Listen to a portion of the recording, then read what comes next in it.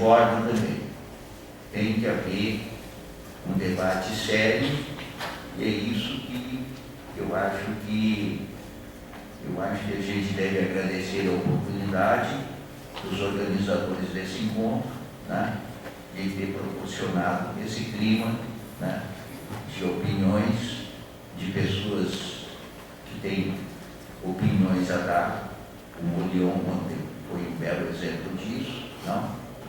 E que propiciem curiosidade, interesse e permitam debater. Ora, terminando então essa parte inicial, né, que está demorando um bocado, né? A Raquel também demorou, eu também estou demorando agora. Terminando essa parte inicial, eu quero dizer que telefonei para o Rangel,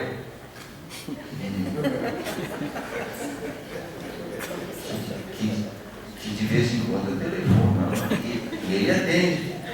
A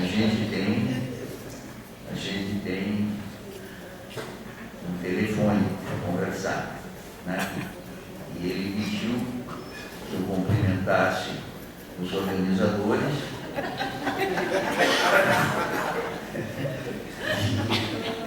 e fez votos para que essas reuniões continuem e que a gente tenha coragem de enfrentar os problemas que o Brasil está enfrentando, que a gente tenha coragem de enfrentar esses problemas. Obrigado, então. Obrigado, Raquel. Obrigado a todos.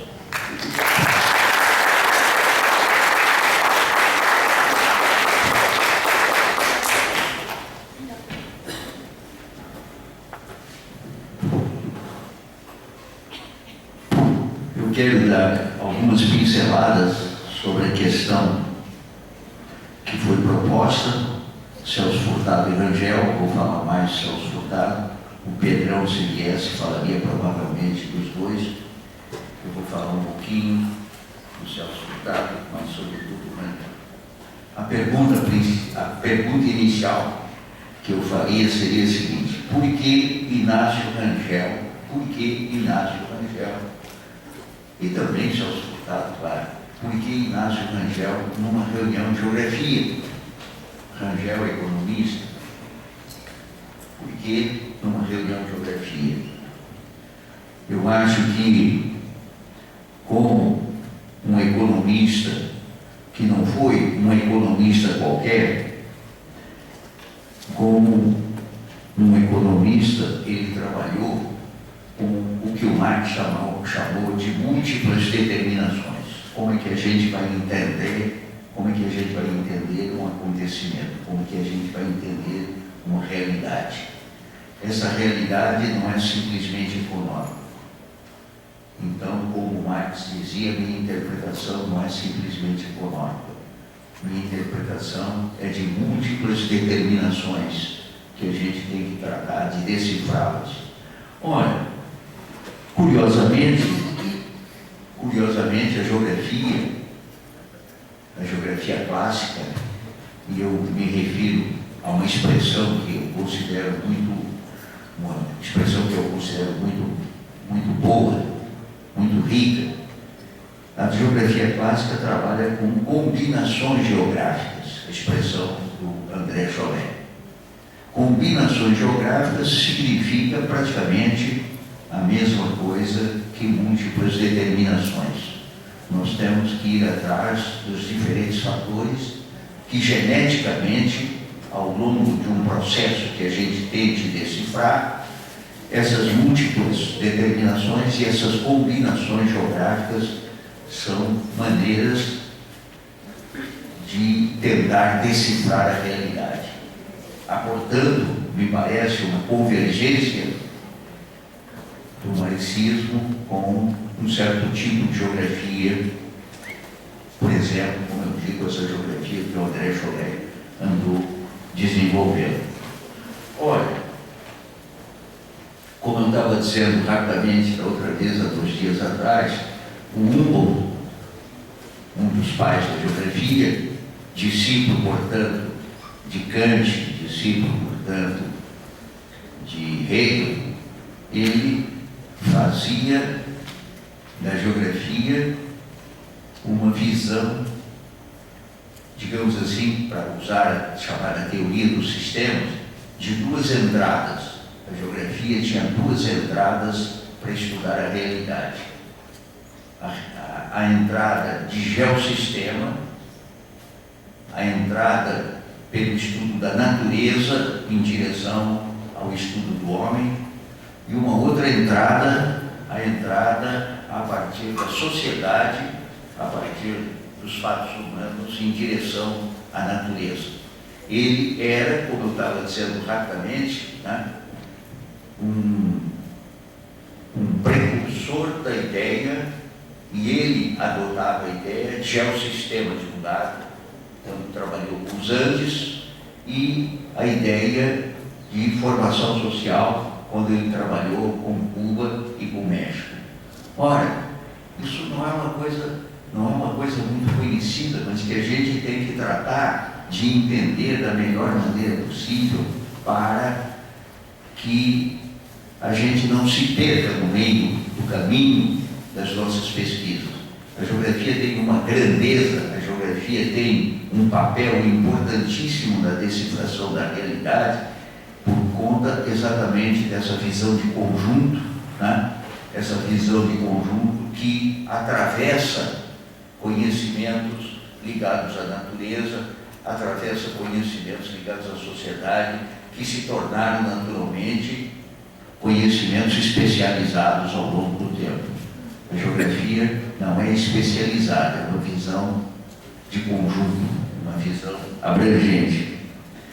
Ora, ocorre que, no caso nosso da geografia econômica e social, evidentemente que além de tentar dominar o máximo possível, que nós deveremos tentar dominar o máximo que a gente tem a possibilidade de conseguir, né? A ideia, os fundamentos, as noções, os caminhos do geossistema e, igualmente, da formação social.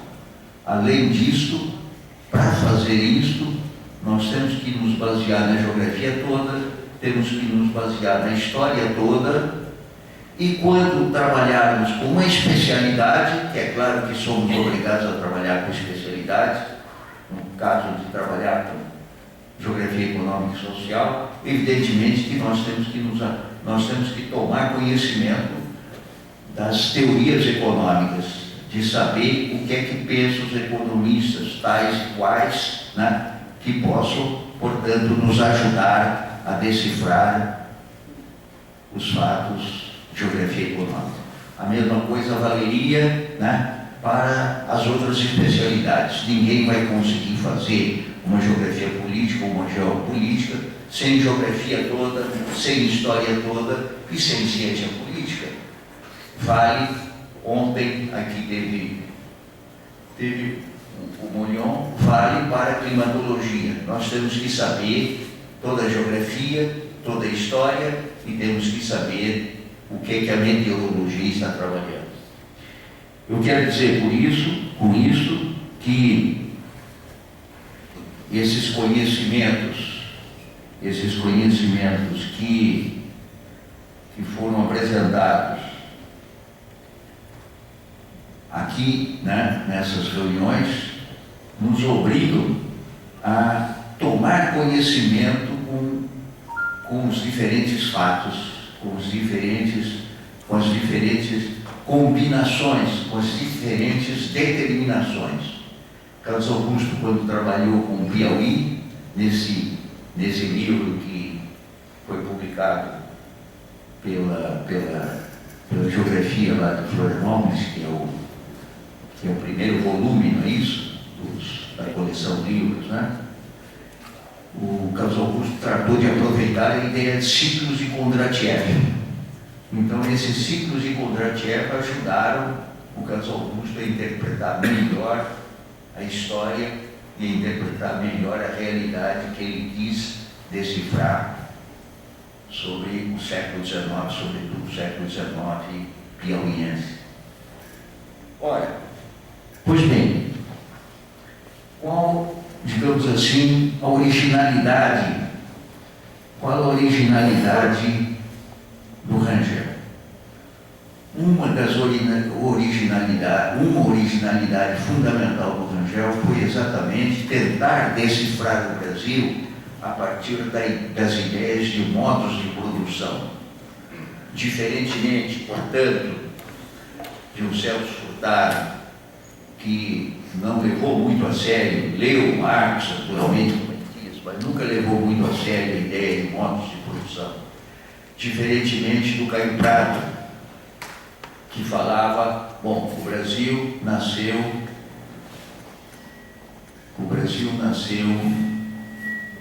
exportador, nasceu escravista e era exportador, escravista e latifundiário. Não? Esse é o Brasil do Caio Prado. Pois bem, tudo bem, quer dizer, tanto o Celso, que depois explora as ideias, né? Explora as ideias do Caio Prado e não dá muita importância, né? Não dá muita importância não dá muitos créditos ao Caio, porque na verdade, o Celso Furtado parte das ideias do Caio Prado Júnior sobre o Brasil, escravidão, exportação, latifúndio, né? O Rangel, ao contrário, teve a grandeza e sempre foi, né, uma pessoa extremamente, digamos assim, cuidadosa de dar os créditos que ele devia ao Caio Prado, dar créditos que ele devia ao Celso Furtado. Por exemplo, ele diz, do Celso Furtado, eu devo a ideia do aparecimento de um centro dinâmico no interior do Brasil, porque antes disso se pensava o Brasil apenas como uma economia reflexa. A economia brasileira, como as economias periféricas do mundo, refletiam o que o centro do sistema determinava, acontecia, crescia, entrava em crise. Quer dizer, o Brasil refletia. Isso valia para vários autores, valia, por exemplo, para Eugênio Boudin, valia para o próprio Celso Furtado, valia para muitos deles. Brasil, economia reflexa. Ora, o Celso teve o mérito de mostrar que a partir de 30 surge um centro dinâmico no Brasil. Então não era simplesmente o centro do sistema capitalista que era dinâmico e que emitia, portanto, emitia, digamos, um papel de dinamismo na economia mundial, refletido então na periferia. Na periferia Brasil, a partir de 30, diz o Celso, nasce um centro dinâmico próprio com a industrialização que foi acontecendo rapidamente nos anos 30, nos anos 40. O Rangel diz, devo essa ideia, para mim, importante ao Celso Furtado. Assim como ele disse que devia ao Caio Prado a ideia de que no Brasil as coisas funcionavam, a classe dominante brasileira funcionava de maneira a transformar, a resolver as coisas de maneira lenta, gradual e segura. Expressão, que o Geisel e o Boveri usaram para falar da abertura política, no final da ditadura. Lenta, gradual e segura. Ora, o que é que o pai Caio Prado ensinou ao Rangel e ensina a todos nós? Quando ele escreveu Evolução Política do Brasil, ele diz, a escravidão praticamente levou um século para acabar no Brasil. Um século para acabar. Então, já no período colonial, a Inglaterra pressionava Portugal. Não resolveu muita coisa. Então se dizia, para inglês ver, não é verdade? A expressão para inglês ver, para enganar os ingleses, que pressionavam por mudança. Brasil independente, continuam as pressões, 1930, 31 pressões, até que finalmente, em 1850, o tráfico escravo é abolido. Mas leva não sei quantas décadas em que a classe dominante escravista vai empurrando com a barriga a questão da escravidão, como na lei do ventre livre, que acontece uns anos depois. Mais à frente, a pressão de baixo para cima vai acontecendo até que aparece a lei dos sexagenários. E mais à frente, então, finalmente, a Lei Áurea, não é? Que afinal de contas acaba também com o Império, né? Assina o fim da escravidão e assina o fim do Império e o início da República. Então, diz o Rangel, eu devo essa ideia, né, de como as coisas acontecem politicamente no Brasil, devo ao Caio Prado, tá? Nesse clássico que foi a Evolução Política do Brasil e outros estudos. Outros estudos foram apresentados depois. Pois bem, o Rangel, então, tem a originalidade de criar a ideia de dualidades. Quer dizer, o Brasil é dual. Não dual a partir de algumas visões mais simplistas, mais simplificadoras. É dual, tem dualidade, porque tem um polo externo e tem um polo interno. O polo externo é um polo que ele também herdeiro da Internacional Comunista, herdeiro da Internacional Leninista, né? Ele diz, esse polo externo eu enxerguei a partir da ideia de que a revolução na periferia do capitalismo é uma revolução anti-imperialista e anti-feudal. Anti-imperialista quer dizer, portanto, o lado externo da periferia, e é anti-feudal o lado interno da periferia. Então ele vê, né, esses modos de produção combinados, né, e que compõem a chamada dualidade. Ora, muitos dos seus discípulos não querem saber de dualidade, não gostam disso, porque dualidade cheira a modos de produção, como é um cheiro meio desagradável para as pessoas que não gostam muito, né, um cheiro muito forte, né, eles preferem descartar a ideia de dualidade. Modos de produção é uma expressão pesada demais, não? Qualquer intelectual na academia, seja a universidade que for, não gosta muito desses compromissos muito radicais.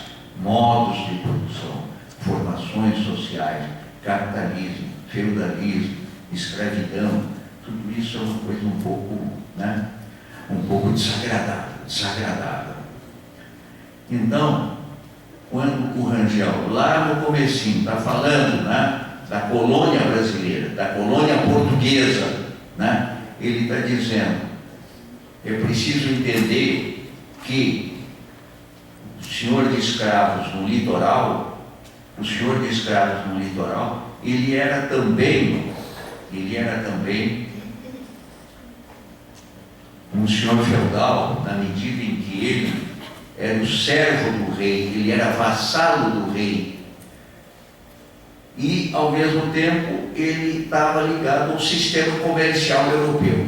Então essa complexidade que implica na existência de comércio, na existência do dono da terra. Quem era o dono da terra? Era o rei de Portugal. Consequentemente, esse dono da terra é que passava, não é, para o donatário, é que passava a sesmaria, o donatário passava a sesmarias e assim por diante. Então ele diz, há um sistema de propriedade que é feudal, mas o sistema de trabalho no litoral brasileiro, nos engenhos de açúcar, é um sistema escravista.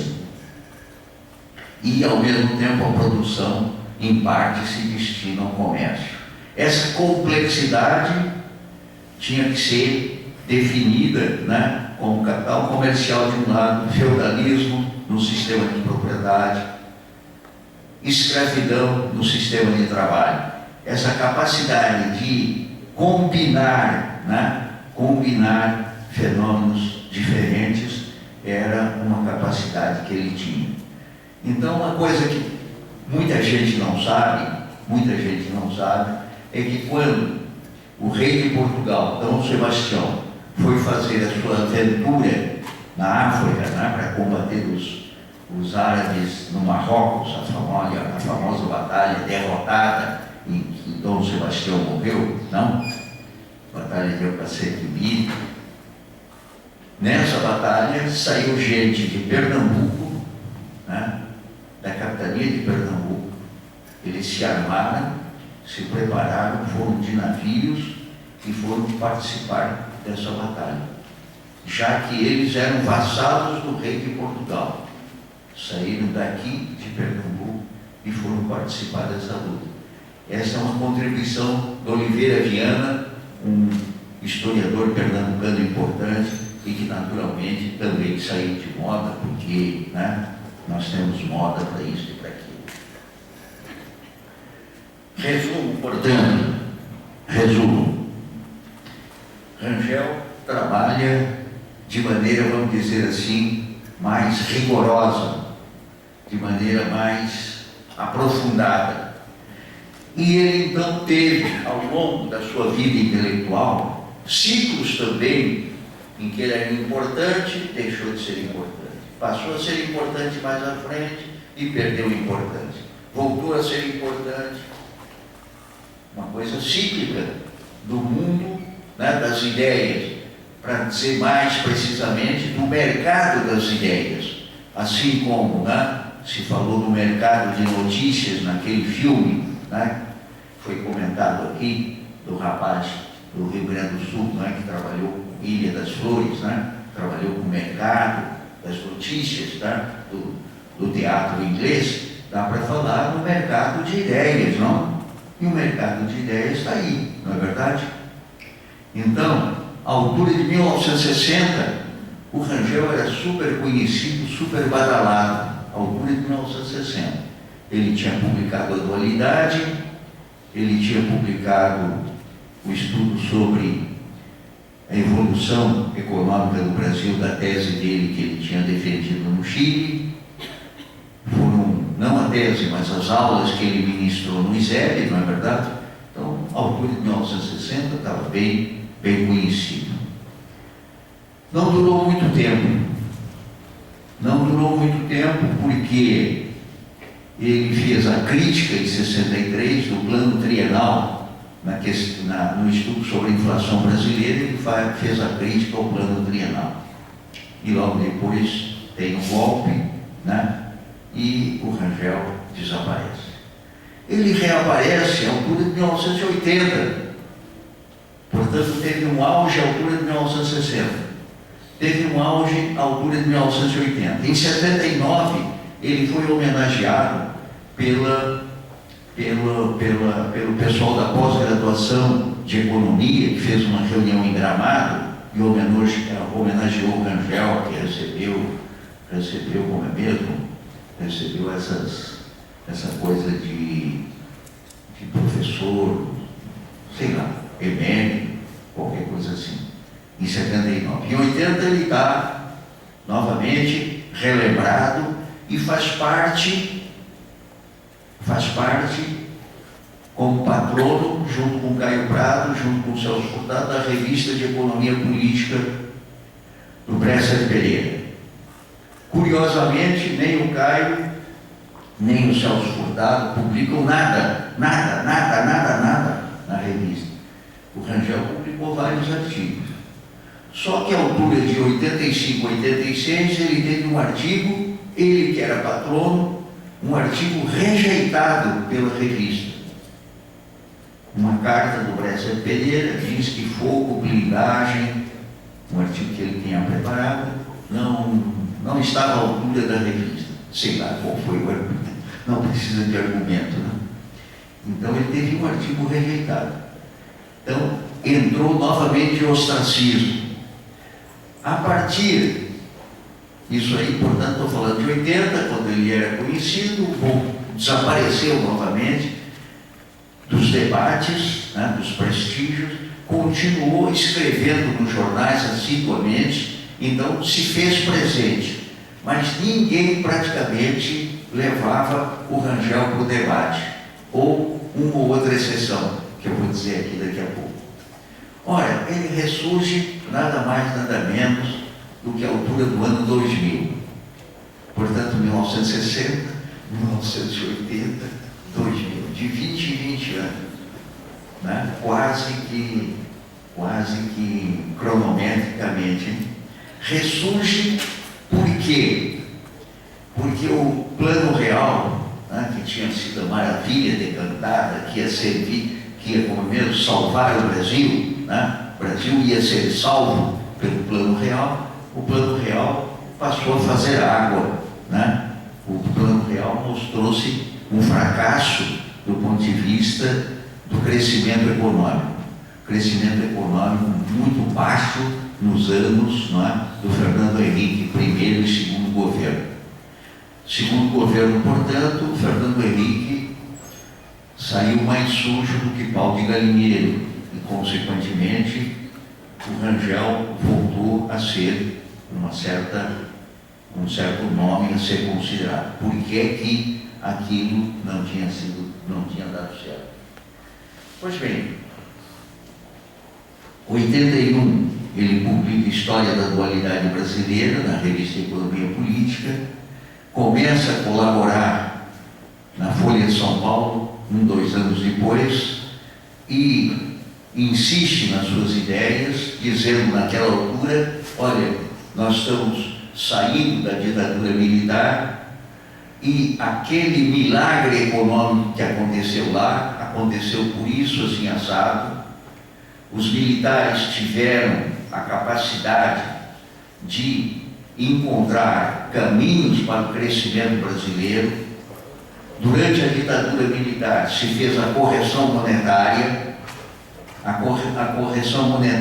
junto com a caderneta de poupança, correção monetária junto com a caderneta de poupança, permitiu pela primeira vez que o sistema bancário brasileiro, né, fosse um sistema financeiro de verdade, financiou, né, o BNH, financiou essa verticalização gigantesca das cidades brasileiras, financiou a expansão, portanto, né, da cidade brasileira. E além dessas competências que ele ia reconhecendo a ditadura militar, coisa que os outros de esquerda não reconheciam coisa nenhuma, os militares foram os bandidos, é claro que foram os bandidos do ponto de vista político, né? Mas foram competentes do ponto de vista econômico, e o Rangel dizia isso claramente.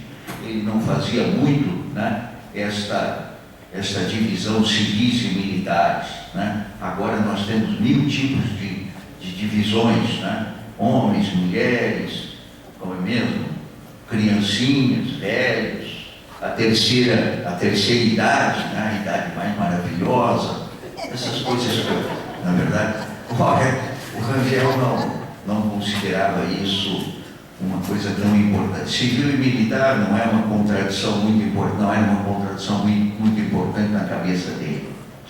Pois bem, então ele diz: acabou o milagre, então nós temos que ver como é que nós vamos superar essa crise que nós estamos vivendo no início dos anos 80. E curiosamente, nesse começo dos anos 80, quando se pretendeu impor ao general Figueiredo uma recessão para combater aquela inflação, o Delfim Neto, que assumiu o Ministério da Fazenda, pegou a dívida das empresas em dólares, tá, em moedas estrangeiras, e trouxe para o governo, tá, pegou a dívida e trouxe para o governo, e fez 2 mini desvalorizações, a moda, né, das propostas do Rangel, para aproveitar a capacidade ociosa, que estava ociosa nas indústrias e que foi né, alavancada com exportações que se tornaram